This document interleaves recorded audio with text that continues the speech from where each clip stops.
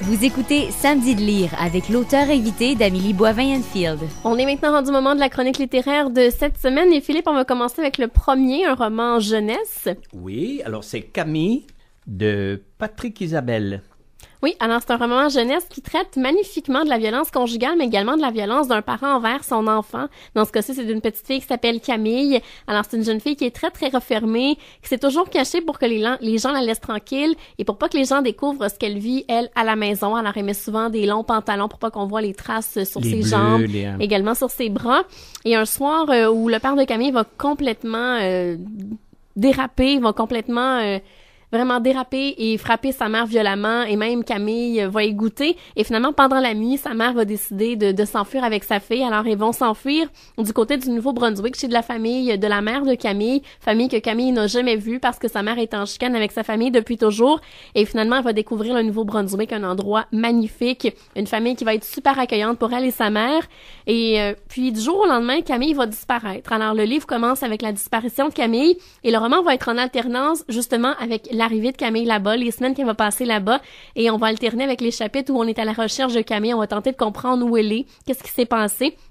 Et c'est fait vraiment de façon magnifique. Je trouve que c'est un bel ouvrage pour parler justement de la violence conjugale, de la violence que les enfants peuvent être victimes par rapport à un parent. Souvent, on en parle rarement dans l'actualité. Oui, puis malheureusement, ça fait partie, moi je trouve toujours ça tellement, ça me révolte tellement de penser qu'on peut... que des gros cas vont... parce que les 3/4 du temps, c'est ça, hein, c'est des gros épais qui vont, malades ou pas malades, en tout cas, ils le font, et qui vont battre non seulement leurs femmes, mais battre les enfants, je trouve ça épouvantable, je trouve ça absolument... moi, ça me révolte quand je vois les toucher aux enfants... Bon, on voit comme en Syrie, je voyais hier aux informations des enfants maigres parce que ça faisait des semaines qu'ils n'avaient pas mangé. Il dit comment on peut laisser mourir des gens et des enfants de faim, comment on peut taper sur des enfants, comment on peut... Je trouve ça... moi, ça, c'est des choses qui me révoltent. Et aussi, ce qui est intéressant dans l'ouvrage, c'est que Camille tient un journal et elle explique la frustration un peu qu'elle a envers sa mère, pourquoi sa mère est toujours restée. Et elle a toujours dû mentir à la DPJ pour rester auprès de sa mère parce qu'elle aimait sa mère. Ouais. Et tu sais, on dit souvent que les gens battus reviennent toujours, hein, que c'est effectivement, c'est très difficile, et tu le caches, tu le montres pas, et tu reviens te faire battre, c'est quelque chose de te sortir de quelque chose comme ça, c'est très difficile. C'est vraiment difficile, oui. Ouais. Alors, un bel ouvrage, Camille, de Patrick Isabelle. Là, on change complètement de registre, là. Oui, alors là, on s'en va complètement. Amélie Dubois, ce qui se passe à Cuba reste à Cuba. Alors, c'est les 3 mêmes enseignantes qu'on a découvert dans les 2 précédents ouvrages de l'auteur. Alors, les 3 enseignantes qui ont gagné de drôles de façon dans le précédent livre un laissez-passer pour aller en voyage du côté de Cuba. Alors, les filles vont aller célébrer le Nouvel An du côté de Varadero. Alors, le roman commence avec les 3 filles qui sont interrogées par les services de douane canadienne. Et au fil du roman, on va découvrir de façon chronologique de quelle façon s'est déroulée la semaine des filles du côté de Cuba. Alors, vous vous en doutez bien, il va arriver plein de péripéties aux filles du côté de Cuba. Des rencontres particulières avec des gens qui sont extrêmement bizarres, des réactions cutanées, un voyage en catamaran qui va tourner un peu à la catastrophe. Alors, les filles n'auront pas appris de leur expérience passée, de leur autre voyage, et vont se mettre à nouveau les pieds dans les plats. Alors, si jamais vous avez envie de lire un livre drôle qui fait du bien, un livre peut-être à emmener dans le Sud, parce qu'il y a sûrement beaucoup de gens qui vont partir très bientôt pour le Sud. Alors, ce qui se passe à Cuba reste à Cuba, d'Amélie Dubois. Et puis, si jamais ces 3 filles n'apprennent pas encore au 2e livre, ça va en faire un 3e, je suppose. Un 4e. Parce qu'on a eu ce qui se passe au Mexique reste au Mexique, ce qui se passe au Congrès reste au Congrès, et là, ce qui se passe à Cuba reste à Cuba. Alors, on verra bien s'il y en aura un 4e ou pas. Et là, un album pour enfants? Oui. Alors, Le Petit Chevalier qui combattait les monstres, de Gilles Thibault, et illustré magnifiquement par Geneviève Després. Alors, c'est l'histoire d'un jeune chevalier qui se la coulait douce parce qu'il ne se battait jamais. Et là, un jour, il y a un couple de parents qui va venir sonner à sa porte pour lui demander de les aider à sauver leurs triplés. Leurs triplés qui sont sous l'emprise de monstres. Alors, un ogre, une sorcière et un fantôme. Et là, le chevalier va trouver des façons assez ingénieuses de libérer les garçons. Alors, un bel album pour aborder la peur des monstres avec les enfants. Et toujours amusant, les annotations de l'auteur sur les images. Moi, j'adore ça parce que l'auteur Gilles Thibault va dire aux enfants, il se passe tel truc avec le chevalier. Et là, Geneviève Després est allée illustrer l'image du truc et l'explication de Gilles Thibault juste à côté. Moi, j'adore ça. Je trouve ça super amusant. Oui, ça ajoute à l'histoire. Et tu sais, Gilles, Gilles Thibault, moi je le connais depuis quasiment 40 ans.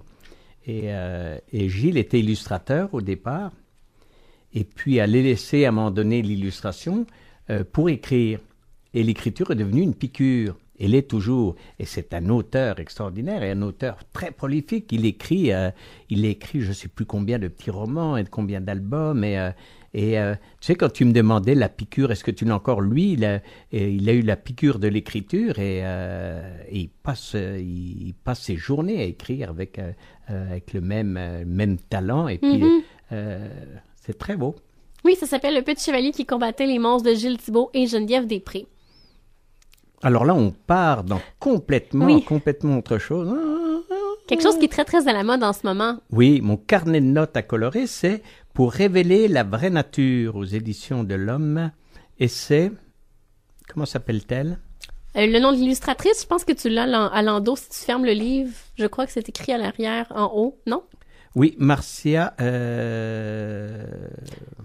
J'ai pas mes lunettes. Ah, mais c'est pas grave, en fait. Pas grave, c'est Marcia. Mais en fait, c'est très, très à la mode en ce moment, les mandalas, pour justement un peu se déstresser. Et ce que je trouvais intéressant de cet ouvrage-là, contrairement aux autres mandalas, c'est que d'un côté, on a les illustrations qu'on peut colorier, et de l'autre côté, on peut prendre des notes. Tu prends tes notes et tu as... Ouais, je trouve qu'en début d'année, des fois, si on a envie de faire des bilans ou juste un peu de créativité le matin, prendre des petites notes, je trouvais ça super intéressant. Je trouve que c'est un bel outil qui se traîne bien aussi avec le format dans un sac à dos ou une sacoche. Tout à fait. Les jeunes ados et en même temps, je vais te dire, t'as intérêt à bien dessiner parce qu'il n'y a pas dépassé, il y a tellement de... C'est très complexe quand même. C'est très complexe, c'est pas juste ordinaire. C'est vraiment pour adultes, là. C'est pas pour enfants du tout. Non.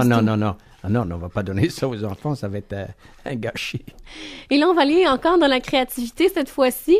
Alors, Elisabeth Gilbert, auteure de Manche Prière, mais qui cette fois écrit « Comme par magie, vivre sa créativité sans la craindre ». Et moi, j'ai adoré cet ouvrage-là où on parle de créativité et l'auteur se prend vraiment pas au sérieux. Ce que je trouvais intéressant dans l'ouvrage, c'est qu'elle dit qu'au départ, elle l'a écrit pour elle, cet ouvrage-là, un peu comme elle avait fait avec Manche Priem. Ouais. Et par la suite, elle a donné des conférences parce que ça a touché beaucoup de gens. Et elle parle de la peur, elle dit avoir le courage de la surmonter et de ne pas se laisser envahir par elle. Et c'est souvent ça qui arrive lorsqu'on veut créer quelque chose. Elle parle également de l'inspiration, l'idée créatrice de choisir de lui dire oui ou non. Elle dit aussi, si on est à court d'idées, on doit justement se laisser aller. Et parfois, l'idée, quand on ne se lance pas dedans, elle peut nous quitter et elle peut aller retrouver quelqu'un d'autre parce qu'elle raconte une anecdote dans l'ouvrage où elle a eu une super bonne idée d'un roman. Et finalement, il est arrivé quelque chose dans sa vie qui a fait qu'elle a dû mettre son livre de côté. Et quelques années plus tard, elle a croisé une dame qu'elle avait jamais rencontrée, une autre auteure, et qui est en train d'écrire un livre et qui se passait exactement à l'endroit où elle était en train d'écrire son livre à l'époque avec toutes les recherches qu'elle avait faites. C'est assez troublant, là. Oui, mais tu sais que c'est... moi, ça m'est déjà arrivé en tant qu'illustrateur et c'est très... Comme tu as tout d'un coup une petite idée d'un livre et tu dis « Ah, ça ferait une belle histoire » et tu la laisses de côté. Non, il faut pas la laisser de côté. Parce que la première chose que tu sais, c'est que des années après, tu dis « Je vais reprendre cette histoire » et tu tombes sur un livre qui raconte la même histoire. Et même tu dis, oh non, et c'est pas parce que tu l'as raconté à un tel ou que quelqu'un t'a pris l'idée, ça se trouve comme ça. L'idée va aller trouver quelqu'un d'autre qui va la sortir. Et tu dis dans le monde, pendant que tu as une idée précise sur une petite histoire ou tout, il y a peut-être 10 personnes qui ont la même idée. Et tu en as une qui va la réaliser. Alors quand tu as l'idée, il faut tout de suite la faire. Parce qu'effectivement, il y a de grandes chances que beaucoup pensent à cette idée-là en même temps et puis qu'après, quand toi tu veux la faire, ça a déjà été fait. Et l'auteur dit aussi créer même si on n'est pas habité par la grande idée créatrice qui est plus grande que nous. Ouais. Elle parle aussi qu'on n'a pas besoin de la permission de personne pour mener une existence créatrice. C'est à nous de prendre cette décision-là. Alors, je trouve que c'est un bel ouvrage pour laisser aller sa créativité, mais c'est fait tout en simplicité. Alors, ça s'appelle Comme par magie de Elizabeth Gilbert. Et là, on termine avec un roman illustré pour enfants. Oui, Le Château disparu. Alors, Le Château disparu, c'est de Christiane Duchesne. Et Christiane est une grande amie aussi depuis longtemps et une auteure reconnue et adulée. et illustré par Geneviève Côté, qui est aussi une de nos grandes illustratrices. Alors, merveilleux. Alors, c'est l'histoire de Robert, le cheval, qui veut partir faire le tour du monde avec son ami Fernand, le cochon. Alors, il finit par le convaincre et ils partent à l'aventure, mais Robert a peur de tout. Alors, il pense qu'en étant accompagné de son ami, il pourra braver ses peurs. Et là, en chemin, ils vont entendre l'orage qui gronde. Alors, Robert a très, très peur des orages. Alors, finalement, ils vont décider de rentrer à la maison, mais là, ils se demandent que vont-ils dire aux autres animaux de la ferme à qui ils ont dit qu'ils allaient faire le tour du monde. Et là, finalement, Fernand, le cochon, va trouver une idée magnifique, toute dans l'imaginaire. Alors, un beau livre sur l'amitié entre animaux, mais l'amitié dans la vie en général, c'est un bon moyen d'aborder l'amitié avec les enfants. Alors, moi, j'ai beaucoup aimé cet ouvrage-là. Super. Le château disparu de Christiane Duchesne et Geneviève Côté.